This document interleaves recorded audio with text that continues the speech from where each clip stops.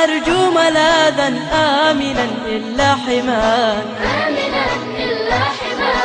ربي لا يسعد روحي أبدا إلا رضاك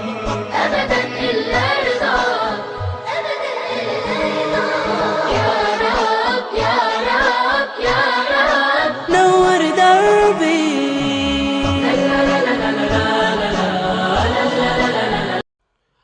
الحمد لله رب العالمين والصلاة والسلام على رحمة للعالمين محمد وعلى آله وصحبه ومن والاه إلى يوم الدين. Priya వీక్షకులారా, guidance to Allah అన్న ఈ కార్యక్రమంలోకి ఇస్లామీయ పద్ధతిలో ఆహ్వానిస్తున్నాము. అస్సలాము అలైకుం వరహ్మతుల్లాహి వబరకాతు. నా పేరు సయ్యద్ అబ్దుస్సలాం. నేను ప్రసంగించబోయే అంశం సంతాన సంరక్షణ. ప్రియ వీక్షకులారా, సంతానం, పిల్లలంటే ఇష్టపడని వారు ఎవరుంటారు చెప్పండి. ప్రతి ఇంట్లోనూ సంతానం అనే సన్నజాజులు పూయాలని, వారి యొక్క అల్లరితో ఇల్లు అనేది కళకళలాడుతూ ఉండాలని ప్రతి ఒక్కరూ కోరుకుంటారు. నిజంగా అల్లాహ్ యొక్క మహదానుగ్రహం సంతానం. తల్లి తండ్రుల కలల పంట సంతానం. అమ్మా నాన్నల ప్రార్థన ఫలితం సంతానం. తల్లి తండ్రుల యొక్క ఆకృతులకు ఆలోచనలకు రూపం సంతానం. సృష్టి మొత్తం మనిషి సేవ చేయడానికి ఉంది, కానీ మనిషి లక్ష్యాన్ని, మనిషి ఆశయాలను ముందుకు తీసుకెళ్లగలిగేది కేవలం సంతానం మాత్రమే. ఈ కారణంగానే సామాన్యులు మొదలు సుభక్తాగ్రేసరుల వరకు, ప్రజలు మొదలు ప్రవక్తాగ్రేసరుల వరకు అందరూ సంతానాన్ని కోరుకున్నట్లు మనకు చరిత్రలో కనబడుతుంది. కనుక ఓ ప్రవక్త రబ్బి హబ్లీ మినస్సాలిహీన, ఓ అల్లాహ్ నాకు సజ్జన సంతానాన్ని ప్రసాదించు అని వేడుకుంటే, మరో ప్రవక్త ఓ అల్లాహ్ నా తర్వాత నా కర్తవ్యాన్ని, నా లక్ష్యాన్ని, నా ఆశయాల్ని ముందుకు తీసుకెళ్లే యొక్క వంశోద్ధారకుడిని ఒకరిని నాకు ప్రసాదించు అని మరో ప్రవక్త వేడుకోవడం మనం గమనిస్తాం. ప్రియ వీక్షకులారా, ఇస్లాం ధర్మం రాకముందు సంతాన హక్కులన్న చాప్టరే ఉండేది కాదు. అయితే ఇస్లాం ధర్మం పరిపూర్ణమైన తర్వాత ఎలాగైతే తల్లిదండ్రుల హక్కుల గురించి ఇస్లాం తెలియజేసిందో, సంతాన హక్కుల గురించి కూడా అల్హమ్దులిల్లాహ్ ఇస్లాం తెలియజేసింది. ఇదే విషయాన్ని తెలియజేస్తూ ప్రవక్త సల్లల్లాహు అలైహి వసల్లం వారు అన్నారు, లైస మిన్నా మల్లం యర్హం సగీరనా వలం యుఅక్కిర్ కబీరనా. ఎవరైతే మాలోని చిన్నలపై కరుణ చూపడో, ఎవరైతే మాలోని పెద్దల పట్ల గౌరవంగా వ్యవహరించాడో అతను మాలోని వాడు కాడు అని ప్రవక్త సల్లల్లాహు అలైహి వసల్లం వారు సెలవిచ్చారు. కాబట్టి పిల్లల్ని పెంచడం తలనొప్పి కాదు, అదో కళ.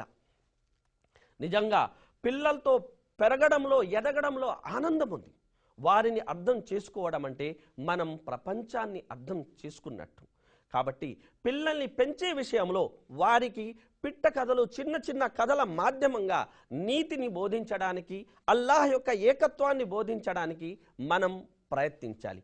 అలాగే బిందువైతే వ్యక్తి, సింధువైతే మహాశక్తి అన్నట్టు వారిని ఐకమత్య సూత్రాన్ని కూడా మనం వారికి నచ్చజెప్పాల్సి ఉంటుంది. అలాగే ఇవన్నీ చేయడంతో పాటు వారి కోసం అల్లాహ్తో మనం దువా కూడా చెయ్యాలి.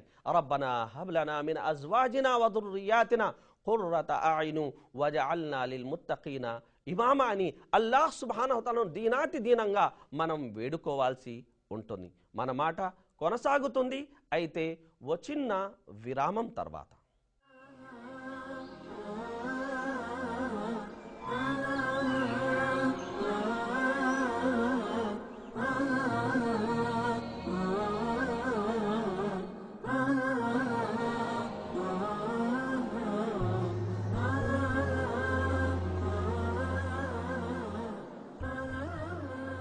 ప్రియ వీక్షకులారా, గైడెన్స్ టు అల్లాహ్ అన్న ఈ కార్యక్రమంలోకి మరొక మారు మిమ్మల్ని ఆహ్వానిస్తున్నాము.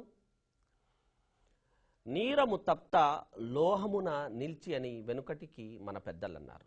అంటే ఒక వాన చినుకు భవితవ్యం అనేది అది పడే చోటుని బట్టి ఉంటుంది. ఒకవేళ ఆ చినుకు కాగే పెనుము మీద పడిందనుకోండి, ఆవిరైపోతుంది. తామరాకు మీద పడిందనుకోండి కాసేపు మెరుస్తుంది, అదే ఆల్చిప్పలో పడిందనుకోండి ముత్యమై విలువను సంతరించుకుంటుంది. మన పిల్లల బాల్యాన్ని మనం ఎలా చేస్తున్నాము, బాగు చేస్తున్నామా పాడు చేస్తున్నామా, వారి పట్ల మనం అనేది వాత్సల్యాన్ని కనబరుస్తున్నామా లేదంటే మాత్సర్యానికి మనం గురవుతున్నామా అన్న విషయాన్ని తల్లిదండ్రులుగా మనం బేరీజు వేసుకోవాల్సి ఉంది. ఒక పొలంలో కలుపు మొక్కలు ఉన్నాయి, ఆ కలుపు మొక్కలు పిచ్చి మొక్కలు కలిసి మంచి పైరుని తొక్కేస్తున్నాయి, పైకి రాకుండా చేస్తున్నాయి అంటే ఆ తప్పు ఆ కలుపు మొక్కలది, ఆ పిచ్చి మొక్కలది, ఆ పైరుది కాదు, ఖచ్చితంగా రైతుది. అలాగే మన పిల్లల్లో ఒకవేళ అవలక్షణాలు ఉన్నాయి అంటే దానికి కారణం అనేది పరిసరాలు ఇవి అవి మాత్రమే కావు, దానికి కారణం కారకులం మనము కూడా అన్న విషయాన్ని మనం గమనించాలి. కనుక ఒక తండ్రిగా మనం, ఒక తల్లిగా మనం వారికిచ్చే గొప్ప యొక్క బహుమానం ఏమిటంటే చదువు, సంస్కారాలు. ప్రవక్త సల్లల్లాహు అలైహి వసల్లం వారు అన్నారు, పిల్లల్ని 7 సంవత్సరాల వరకు ఆడుకోనివ్వాలి, 7 సంవత్సరాల వయసుకు చేరుకున్న తర్వాత నమాజు గురించి వారికి ఉపదేశించాలి, 10 సంవత్సరాలు చేరుకున్న తర్వాత కూడా ఒకవేళ వారు నమాజుకు వెళ్ళడం లేదు అంటే అప్పుడు వారిని మందలించాలి, అలాగే వారి పడకలను వేరుపరచాలని ప్రవక్త సల్లల్లాహు అలైహి వసల్లం వారు సెలవిచ్చారు.